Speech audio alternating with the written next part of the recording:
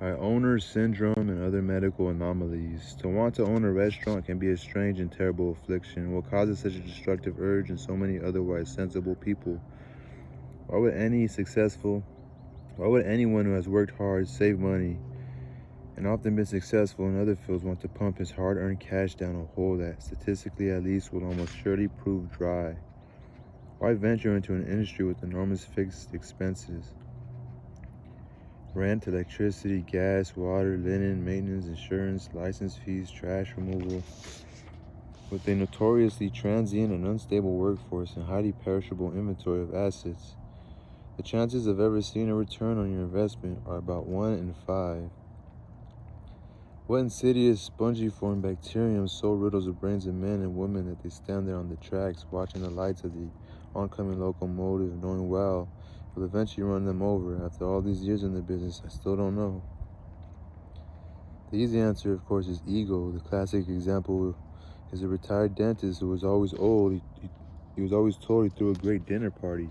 He should open a restaurant, his friends tell him, and our dentist believes him. He wants to get into the business, not to make money. Not really, but to swan about the dining rooms. Signing dinner checks like Rick in Casablanca, and he'll have plenty of chances to sign dinner checks. When the deadbeat friends who told him what a success he'd be in the restaurant business keep coming by looking for freebies, all these original geniuses will be more than happy to clog up the bar, sucking down free drinks, taking credit for this bold venture until the place starts running into trouble, at which point they dematerialize, shaking their heads at their foolish dentist who just didn't seem up to the job. Maybe the dentist is having a midlife crisis. He figures the bogey act will help pull the kind of chicks he could never get when he was yanking molars and scraping plaque. You see a lot of this ailment, perfectly reasonable, even shrewd businessmen hitting their 50s suddenly writing checks with their cock. They are not entirely misguided in this. They probably will get laid. The restaurant business does have somewhat relaxed mores about casual sex, and there are a number of amiably round-heeled waitresses, most of them hopelessly untalented aspiring actresses for whom sexual congress with older, less attractive guys is not entirely unfamiliar. Unsurprisingly, a retired dentist who starts a restaurant for the sex or to be told he's marvelous is totally unprepared for the realities of the business. He's completely blindsided when the place doesn't start making money immediately. Undercapitalized, undereducated about the arcane requirements of new grease traps, frequent refrigeration repairs, and unforeseen equipment replacement. When business drops or fails to improve, he panics, starts looking for the quick fix. He thrashes around in an escalating state of agitation, tinkering with concept menu, various marketing schemes. As the end draws near, these ideas are replaced by more immediately practical ones. Close on Sundays, cut back staff, shut down lunch. Naturally, as the operation becomes more schizophrenic, 1 week French, 1 week Italian, as the poor schmuck tries one thing after another like a rat trying to escape a burning building. The already elusive dining public begins to detect the unmistakable odor of uncertainty, fear, and approaching death. At once that distinctive reek begins to waft into the dining room, he may as well lay out petri dishes of anthrax spores as bar snacks, because there's no way the joint is going to bounce back. It's remarkable how long some of these neophytes hang on after the clouds of doom gather around the place, paying for deliveries, cod as if magic will happen. As if one good week and a good review, something will somehow save them, like some unseen incubus. This evil cloud of failure can hang over a restaurant long after the operation has gone under, killing any who follow. The cumulative vibe of a history of failed restaurants can affect an address year after year, even in an otherwise bustling neighborhood. You can see it when passerbys peer into the front window of the next operator. There's a scowl, a look of suspicion, as if they are afraid of contamination. Of course, there are many operators who do well in the restaurant business, who know what they're doing. They know from the get-go what they want, what they're capable of doing well, and exactly how much it's going to cost them at the outset. Most important, they have a fixed idea of how long they're willing to lose money before they pull the plug, like professional gamblers. A slick restaurateur never changes his betting style. He doesn't bother with magic bullets, changing pricing strategies and menu concepts. With steely resolve, a pro, in the face of adversity, will suck it up and redouble his efforts to make the restaurant what he wanted and planned it to be all along, hoping that the great unwashed will eventually discover it, trust it, learn to love it. These guys know that when you hit the panic button and call in the consultants, Read unemployable chefs. Failed restaurateurs who still like to eat for free or start taking austerity measures like combining waiter bartender functions on slow lunches, or worst of all, closing early, that they may as well close the doors for good. It's just good money after bad. A smart operator will, when he realizes things haven't worked out, fold up his tent and move on before he's knocked out of the game for good.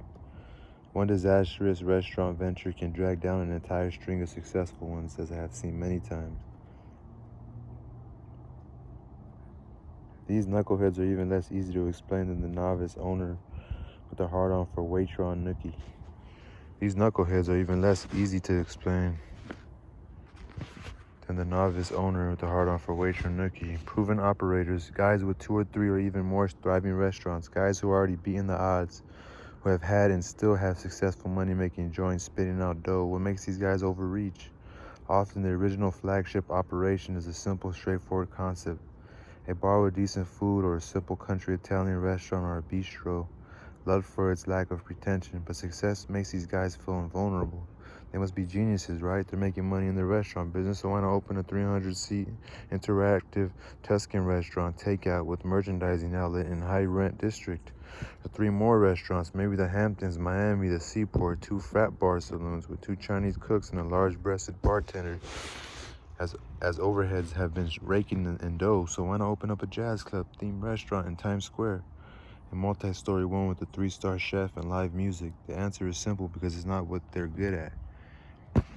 Making money in the bar business? What's wrong with that? You're lucky, man. Stay in the goddamn bar business. Hang on to your money. I can tell you how many times I've seen cunning, powerful, even wildly successful men fall victim to this kind of delusional power grab, this sudden urge to expand the empire, only to find the personal Stalingrad waiting for them. Some get away with it for a while, and though things aren't exactly rocket to the moon, they aren't going too badly either. The second place isn't losing money. It looks like it might even make money someday. So why not open 2 or more at the same time? Or why not open 2 more at the same time? When they finally go to the well once too often, find themselves overextended, have to start ignoring the original operation, the one that made all the money for them in the first place, eventually bleeding it dry.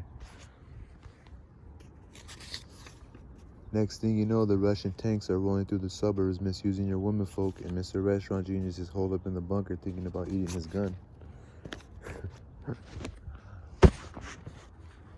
Mr. Restaurant Geniuses, the Russian tanks are rolling through the suburbs. The most dangerous species of owner, however, a true menace to himself and others, is the one who gets into the business for love. Love for the song stylings of George Gershwin. Always wanted a place where he could present the cabaret music he adores. Love for the regional cuisine of rural Mexico. It'll be authentic too. No frozen margaritas. Love of the 18th century French antiques. I need a restaurant so people can see them, see what good taste I have. Love for that great bogey film he has all that memorabilia from. These poor fools are the chum of the restaurant biz, ground up and eaten before most people even know they were around. Other operators feed on these creatures, lying in wait for them to fold so they can take over their leases, buy their equipment, hire away their help. Purveyors see these guys coming, rarely extending more than a week's credit from the outset, or demanding bill-to-bill payment. In fact, if you ever have any question about the viability of your operation, ask your fish purveyor. He probably knows better than you. He may be willing to take it in the neck for a few $100,000, but he isn't. He's got it all figured out as soon as he claps eyes on you in your ludicrous restaurant.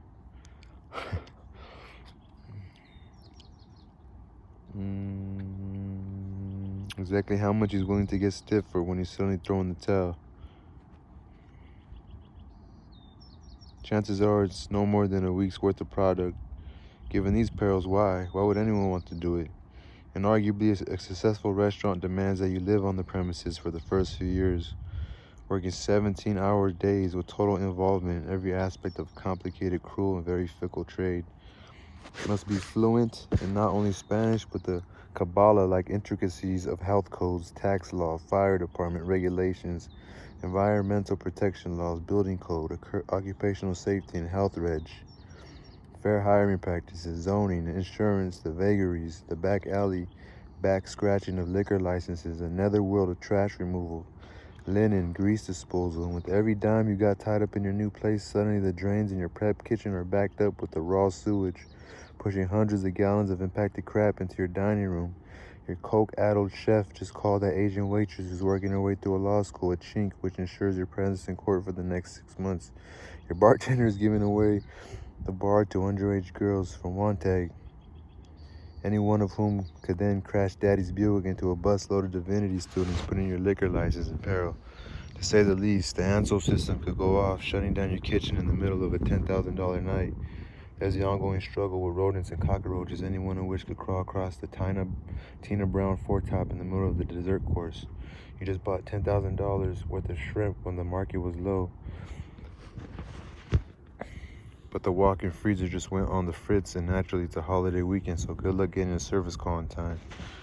The dishwasher just walked out after arguing with the busboy, and they need glasses now on table 7.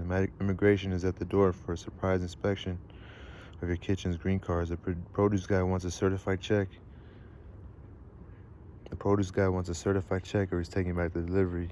You didn't order enough napkins for the weekend, and is that the New York Times reviewer waiting for your hostess to stop flirting and notice her? I have met and worked for the one perfect animal in the restaurant jungle, a creature perfectly evolved for the requirements of surviving this cruel and unforgiving business, a guy who lives, breathes, and actually enjoys solving little problems like the ones above. He's a man who loves the restrictions, the technical minutiae, the puzzling mysteries of the life as things to be conquered, outwitted, subjugated. He rarely invests his own money, but he always makes money for his partners. He never goes anywhere, never does anything except what he's good at, which is running restaurants. He's good. He's so good that to this day, more than 10 years after I stopped working for the man, I still wake up every morning at 5 minutes of 6, always before the alarm.